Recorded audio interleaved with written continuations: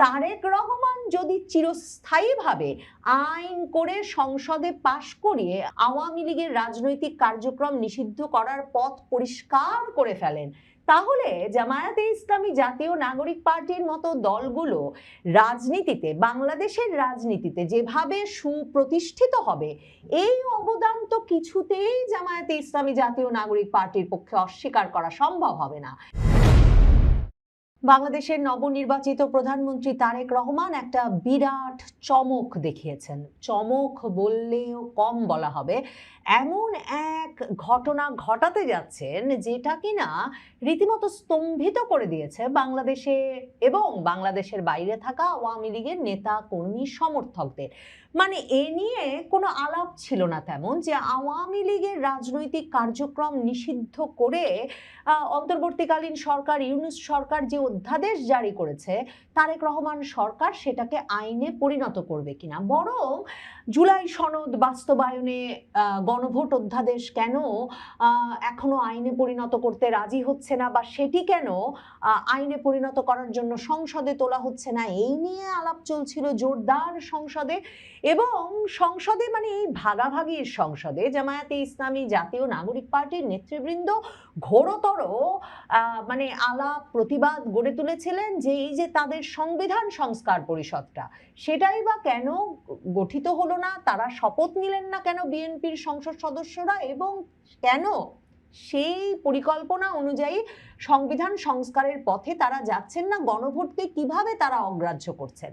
অথচ তারেক রহমান নীরবে আসলে ভেবে রেখেছিলেন যে আওয়ামী লীগকে নিষিদ্ধ করা, একেবারে আইন করে নিষিদ্ধ করা, এই কাজটা পাকাপাকি করবার কোনো কৃতিত্ব তিনি অন্তর্বর্তীকালীন সরকার, ইউনূস সরকারকে দিতে চান না।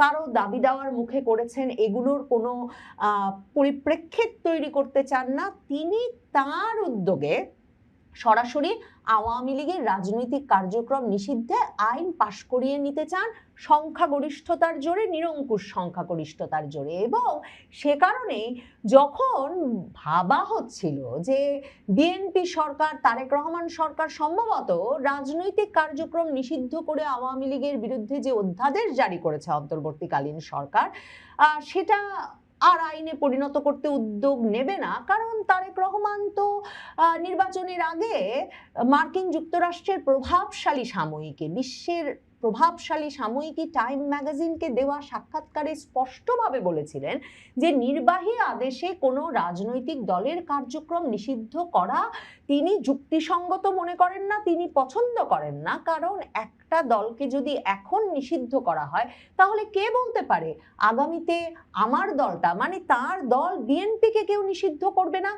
এমন যুক্তিসঙ্গত কথা যেই ব্যক্তি কিনা আন্তর্জাতিক সংবাদ মাধ্যমে বলেছেন সাক্ষাৎকারে, সেই ব্যক্তির ওপর ভরসা করে এমনকি অনেক জায়গায়, মানে বাংলাদেশের অনেক আসনে আওয়ামী লীগের সেই 2024-এর 5ই আগস্ট থেকে মামলা হামলার জেরে পলাতক নেতাকর্মীরা বেরিয়ে এসে বিএনপির সংসদ সদস্য প্রার্থীদের মঞ্চে উঠে রীতিমতো জয় বাংলা, জয় বঙ্গবন্ধু স্লোগান দিয়ে আওয়ামী লীগের ভোটারদের প্রতি আহ্বান জানিয়েছিলেন যাতে তারা এই নির্বাচনে, যেহেতু আওয়ামী লীগ নাই, 12ই ফেব্রুয়ারির নির্বাচনে বিএনপিকেই ভোট দেন।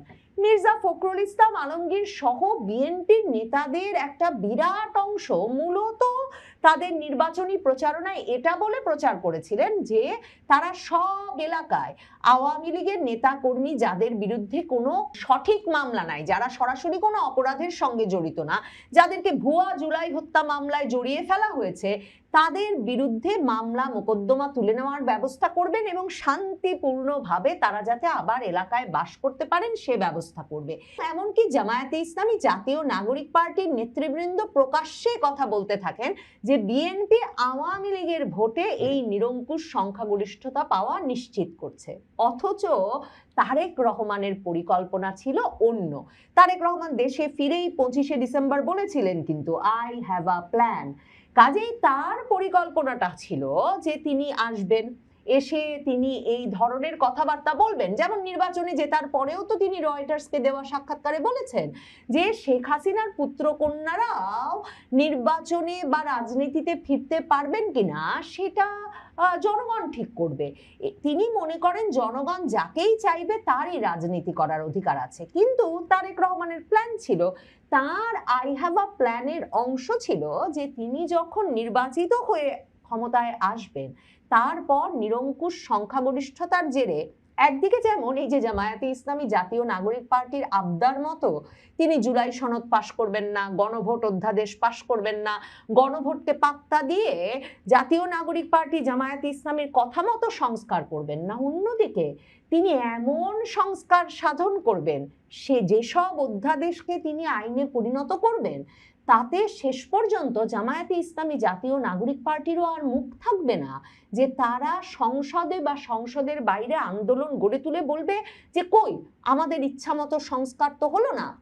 কারণ জামায়াতে ইসলামী জাতীয় নাগরিক পার্টির আজকের রাজনৈতিক অবস্থানের মানে 70টার বেশি আসন পেয়েছে জামায়াতের জোট, 11 দলীয় জোট। এই যে শক্তিশালী রাজনৈতিক অবস্থান সেটা একমাত্র তৈরি করা গেছে আওয়ামী লীগের রাজনৈতিক কার্যক্রম নিষিদ্ধ করে তাকে নির্বাচনের বাইরে রাখার মাধ্যমে।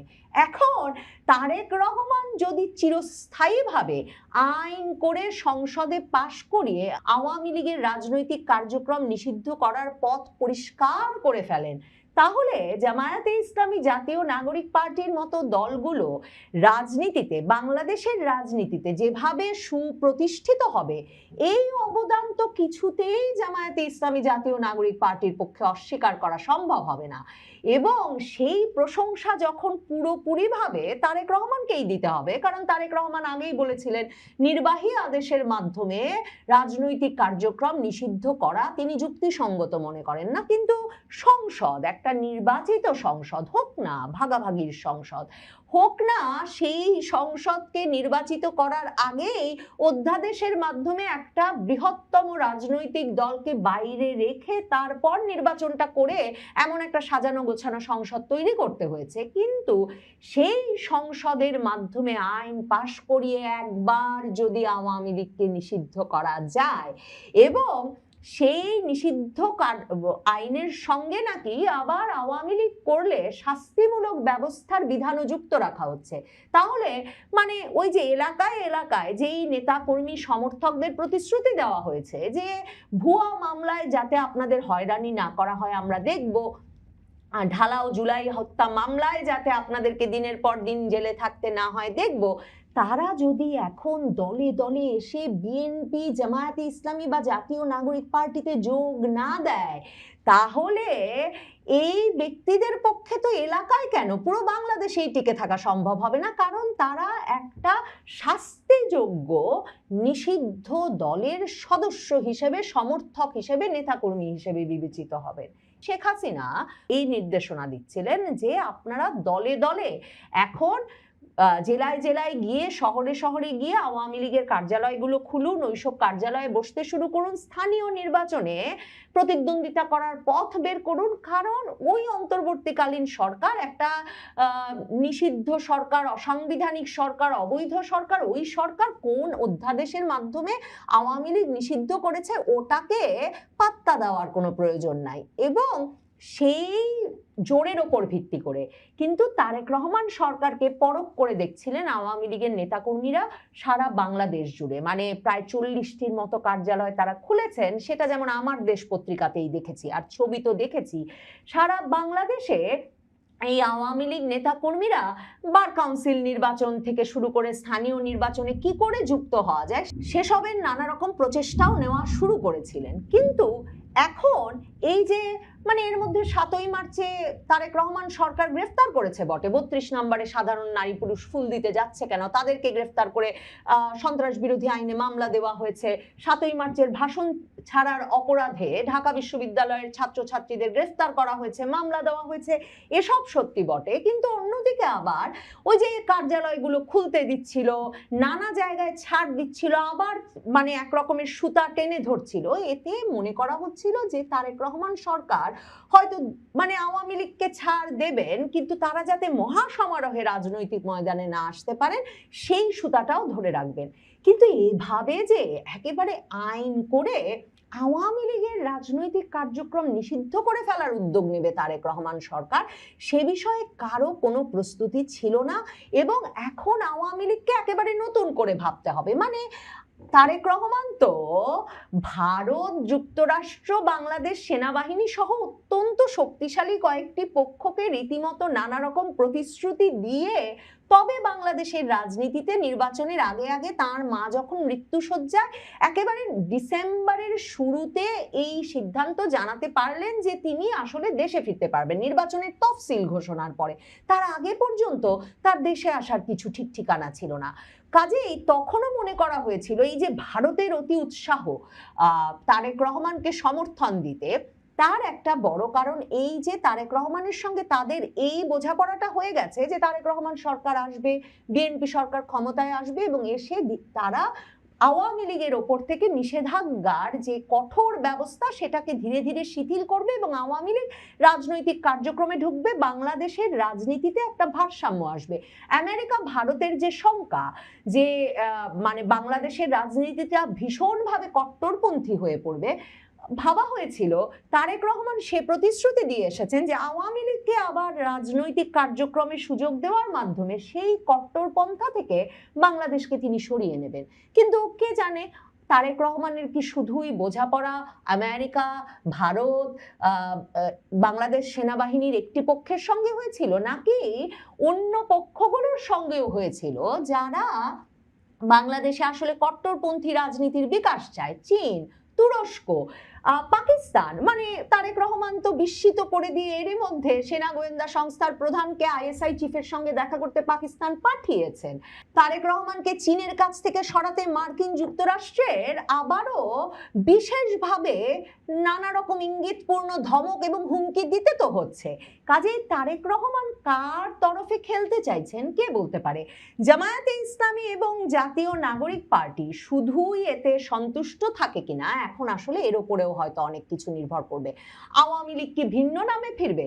শেখ হাসিনার তরফে এমন কথাও কিন্তু সামাজিক যোগাযোগ মাধ্যমে বেরিয়েছে যে তিনি বলেছেন যে প্রয়োজনে অন্য সামাজিক সাংস্কৃতিক সংগঠনের নামে হলেও আওয়ামী লীগের নেতাকর্মী সমর্থকদের সংগঠিত হতে হবে, স্থানীয় নির্বাচনে যোগদান করতে হবে। এখন সে পথে আওয়ামী লীগ হাঁটবে। আওয়ামী লীগের রাজনৈতিক কার্যক্রম নিষিদ্ধ করে আইন করে যদি তার এই দল করার জন্য শাস্তির বিধান করা হয়, কদিন পরে যে জামাত, জাতীয় নাগরিক পার্টির নেতাকর্মীকে ধরেও তাদেরকে আওয়ামী লীগ ট্যাগ দিয়ে জেলে পুরে রাখবেন না তারেক রহমান, সেটাই বা কে বলতে পারেন? মানে যে অভিযোগ জামায়াতে ইসলামী দীর্ঘদিন করেছেন যে যাকে পেত তাকেই নাকি আওয়ামী লীগ জামায়াতে ইসলামী ট্যাগ দিয়ে জেলে পুরে রাখতো, তাহলে সে কাজগুলো যে এখন তারেক রহমান করবেন না তাই বা কে বলতে পারে? তারেক রহমান যে কি খেলা খেলছেন বলা মুশকিল। তবে এই খেলায় তিনি হারলে তারও যে তিনি টাইম ম্যাগাজিনকে যা বলেছেন সেটাই ঘটতে যাচ্ছে। মানে এরপরে আইন করে যে দল নিষিদ্ধ হবে সে দলের নাম যে হবে বিএনপি, তাতে যেমন সন্দেহ নাই, তেমনি জামায়াতে ইসলামী জাতীয় নাগরিক পার্টিকে নানা রকম ভাগ বাটোয়ারা দিয়ে সন্তুষ্ট না রাখতে পারলে এই জামায়াতে ইসলামী জাতীয় নাগরিক পার্টির সঙ্গে মিলেই যে আওয়ামী লীগ একদিন বাংলাদেশের রাজপথে ফিরে সেই যে মানে 96 সালে যেভাবে 15ই ফেব্রুয়ারি নির্বাচন করবার পর তার মা খালেদা জিয়ার সরকারকে আওয়ামী লীগ জামায়াতে ইসলামী যুবপথ আন্দোলন করে হটিয়ে দিয়েছিল, সে ঘটনার পুনরাবৃত্তি ঘটবে। সে